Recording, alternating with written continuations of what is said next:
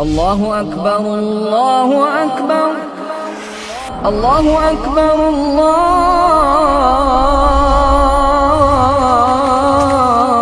بسم الله الرحمن الرحيم وقال ربكم ادعوني أستجب لكم إن الذين يستكبرون عن عبادتي سيدخلون جهنم داخرين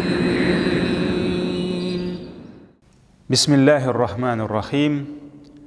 Bizlarni yo'qdan bor qilib, o'zining cheksiz ne'matlarida yashatuvchi Rabbimiz Alloh taolaga barcha shukr va rahmatlarimiz bo'lsin. Bizga shu dinimizni o'rgatib, o'z turmushida ko'rkam o'rnak bo'luvchi suyukli payg'ambarimizga ko'ngil turlarimizdan chiqqan duo ham salovat sharifalarimiz erishib tursin. Assalomu alaykum aziz din qardoshlarim. Biz o'zimizning duo darslarimizni davom etamiz ham bugun Alloh tilasa kishining Allohga ham anga duo qiluvda bo'lgan muhtojligi to'g'risida so'ylashirmiz. Alloh taolo qudsiy hadisda o'zining bandalarına zo'r suyunishlar bilan murojaat etib aytadi: Ey bandalarim, borig'izda adashudasiz, lekin men sizni to'g'ri yo'lga ko'ndiram. Mendan hidoyat, to'g'ri yo'l so'rag'iz. Men sizni adashtirmaycha shul yo'ldan gina olib borarman. Ko'rganimizcha Alloh taolo bizga o'z murojaatida ey bandalarim deb andasha. Banda ul farsi tilidan qul deganni anglata. Lekin biz maktablarda, tarix darslarida qulluq to'g'risida albatta ko'z oldimizga nindidir yovuz podshalar, bir nindi haqi bo'lmagan, kimsitilgan, qiyirsitilgan bir miskin qullarni ko'z oldina keltiramiz. Ammo lekin Alloh taolaning quli bo'lu ol boshqa narsa. Allohning bolalari yo'q. Ham biz o'zimizning bolalarimizga balaqayim, o'lim, qizim deb endashganda mana nishik shu so'zga, shu so'z ishini o'zimizning ularga bo'lgan muhabbat, rahim shafqatimizni solarga tarashsak, Alloh taolo lam yalid va lam yulad, ul tumadi ham tudirmadi. Aning yo'q o'li, yo'q aning qizi, yo'q aning balasi, ammo bor aning bandasi.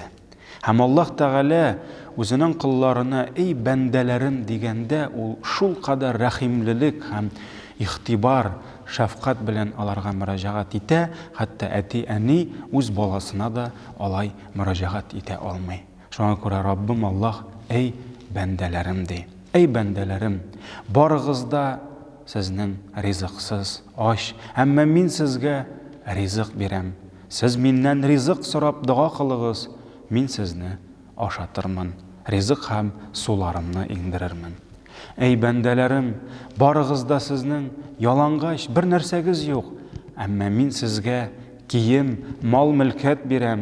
Siz mendan kiyim, boylik so'rag'iz, men sizni kiyindirarman, mol-mulkatli etirman. Ey bandalarim, siz kun-tuni xatolanasiz, gunohlar qilasiz, ammo men barcha gunohlarni g'afu etam. Mendan g'afu so'rag'iz, men sizni kechirarman. Ey bandalarim, agar sizning avvalgilaringizda, oxirgilaringizda, kishilaringiz ham jinlaringizda bir buyuk o'ringa jiyilib, mendan o'z hajatlaringizni so'rab, men har qaysig'izga so'raganin bersam-da, dengiz suvina botirilgan inaga yarib chiqqan suv dengiz suvini kemitmagan kabi, bu da mening boylig'imni kemitmas.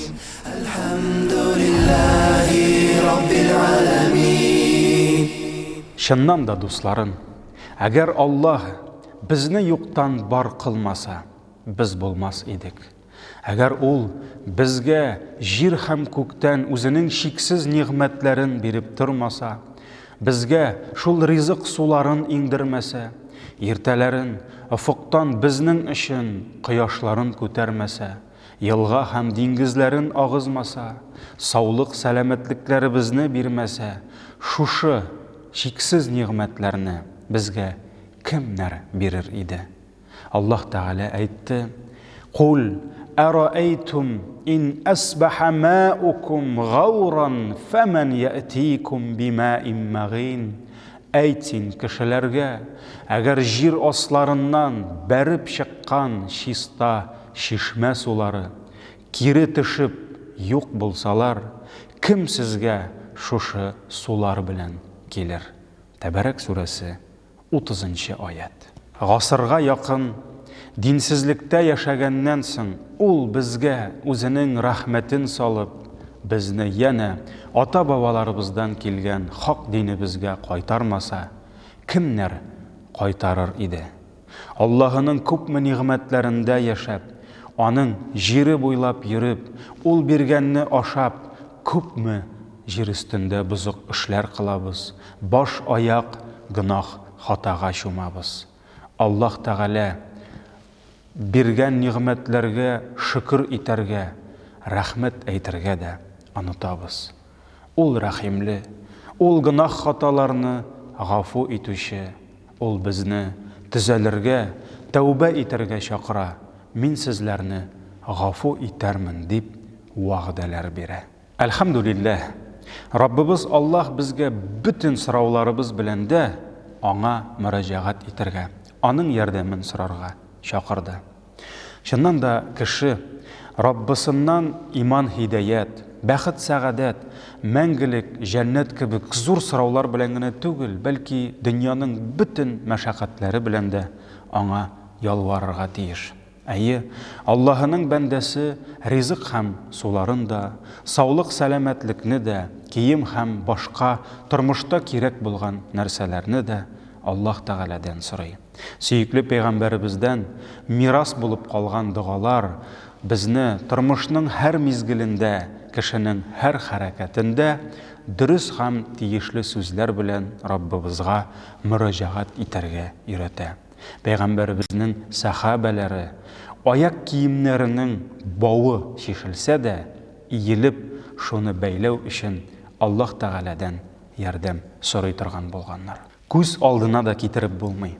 Әгәр атабыз Адәмнән башлап, җир өстендә яшәячәк соңгы кешегә, соңгы җенгә кадәр бер урынга җыелышсалар һәм күңелләренә килгән бөтен нәрсәләрен сорасалар һәм Аллаһ Тәгалә аларга барлык сораганнарын да бирсә, бу Аллаһының байлыгын, бу аның хәзинәләрен һич тә киметмәс. Кулыңа кечкенә генә энәне алып, очы-кырые булмаган диңгез яки океанның ярына килеп, шул энәне суга батыр. Энәне судан алганда аңа ияреп чыккан су диңгез, океанны киметәме? Әлбәттә юк. Бәндәләренә ризык, мал-мөлкәт, байлык һәрбер сораганын биргәннән Аллаһы Тәгаләнең байлыгы кимеми. Кешеләр, Субханалла, еш кына үзләренең байлыкларын, дәрәҗәләрен, киң патшалыкларын күреп, ул мөлкәтләре аларда мәңге булыр, мәңге бетмәс дип уйлыйлар, әмма мизгел эчендә бер нәрсәсез калалар. Кешедә нинди генә дәрәҗә, байлык булса да, ул вакытлыча, барысы да бетәчәк, юкка чыга, китәчәк. Әмма Аллаһының байлыгы бер кайчан да бетми. Аллаһ Тәгалә әйтте: "Ма индакум янфат, ва ма индаллаһи бақ." Сездә булган бетәчәк, Аллаһта булган мәңгелек. Нәхл сүрәсе 96-нчы аят. Диңгез суларыннан кечкенә генә кышчык тымшыгы белән су алса, диңгез суы кимемәс. Аллаһ та берәр бәндәсенә алук нигъмәтләр яки Аллаһ сакласын, газап хәсрәтләр бирергә теләсә, ул фақат бул дип әйтә һәм ул була. Аллаһ Тәгалә әйтте: "Иннама амруху иза арада шайъан ай якула лаху кун фаякун." Аллаһының эше, әгәр ул бер нәрсәнең булуын теләсә, аңа булды һәм ул була. Ясин сүрәсе 82-нче аят. Аллаһы Тәгаләдән дуа кылып нәрсәдер сораганда, мин сораганнан аның байлыгы кимер дип куркып сорамагыз.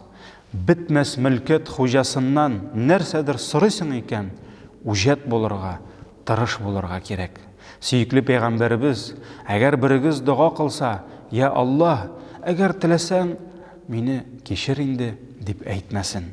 Бәлки, үзенең сорауында нык үҗәт булсын, теләгәненә нык ынтылсын, сорауыңны никадәр бүйек кылсаң да, Аллаһтан һич нәрсә бүйек була алмас диде.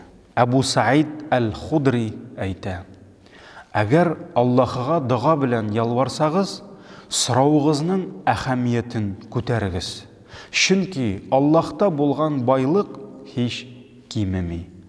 Дуа кылсагыз, дуагызда үҗәт һәм нык булыгыз. Аллаһны һич кем мәҗбүр итә алмый. Әйе, Аллаһ Тәгалә үз максатларында, нык дуаларында тырыш булган бәндәләрен ярата. Бәндәгә дуада тырышмыйча булмый. Чөнки бер генә кеше дә үзенең Раббысыннан, аның рәхмәтеннән, шиксез ниғмәтләреннән башка бер мизгелдә яши алмый. Ул үзенең һәр адымында, һәр сулышында аның ихтибарына, аның кайгыртуына мохтаҗ. Аллаһ исә бай һәм мактаулыдыр. Аның безнең итагать һәм ялваруларыбызга, кылган гыйбадәтләребезгә һич хаҗәте юк. Кешеләр кылган бер генә гыйбадәтнең дә файдасы Аллаһ Тәгаләгә бармый, кешенең үзенә кайта. Кылынган бер генә явызлыкның да зарары аңа тими, кешенең үз башына хәсрәт булып кайта. Шуңа күрә Аллаһ Тәгалә Коръәни Кәримдә әйтте: «Я әйюһән-нас, әнтумул фуқарау илаллаһи, валлаһу хувал ганиюл хамид». Әй кешеләр, сез барыгызда Аллаһ каршында фақир, аңа мохтаҗсыз. Әмма Аллаһ бай һәм мактаулыдыр. Фатир сүрәсе 15-16 аятлар. Әдәм балалары үзләренең укыган намазлары, кылган сәҗдәләре, биргән садакалары, кылган дуалары белән Аллаһы Тәгаләгә ниндидер файда китерәм дип уйлый күрмәсеннәр. Аллаһка һич кемнең изгелеге, гыйбадәте кирәкми. Кеше тузан бөртеге кадәр генә изгелек кылса да, ул аның үзе, үз бәхете өчен. Аллаһ Тәгалә әйтте: «Мән ихтәдә фәиннәмә яһтәди линәфсиһи, ва мән далла фәиннәмә ядиллу галәйһә». Бер кеше туры юлга күнсә, ул юлы фақат үзе өчен генәдер. Бер кеше хак юлдан тайпылса, адашуы үз башына. Исра сүрәсе 15 аят. Шиксез кыдрәт, бетмәс мөлкәт иясе Аллаһ Тәгалә кешеләрнең кылган гыйбадәтләренә, ялварган дуаларына, кылган тәүбә истигъфарларына мохтаҗ булмаса да, ул дуа кылучыларның дуасын ишетергә, тугры бәндәләрнең изге гыйбадәтләрен күрергә ярата. Хаталар кылып та тәүбә белән үз хузурына кайтучыларга сөенәдер.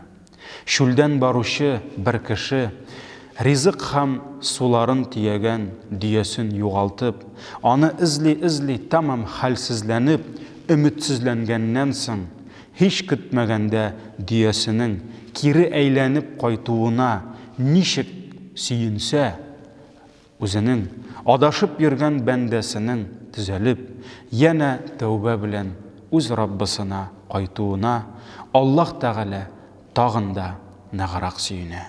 Бу Аллаһының безгә булган рәхимлеге, шәфкатедер. Аллаһ үзенең бәндәләренә фақат изгелек, бәхет, сәгадәт тили. Ул аларны явызлыклардан, төрле бәхетсезлекләрдән саклап килә. Аллаһ дуаларны кабул итүче, гынах хаталарны кешерүче, безләрнең гамәлләребезне кабул итеп, теләгән бәндәләрен хисапсыз дәрәҗәдә ризыкландыручыдыр.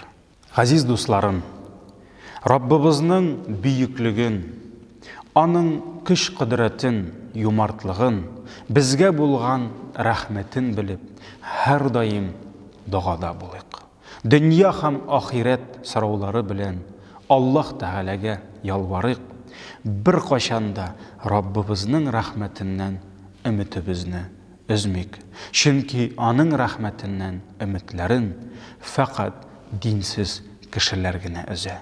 Эй Раббым, син рәхмәт, син бетмәс мөлкәт иясе. Кулларыбызны күтәреп бер үзеңә ялварабыз.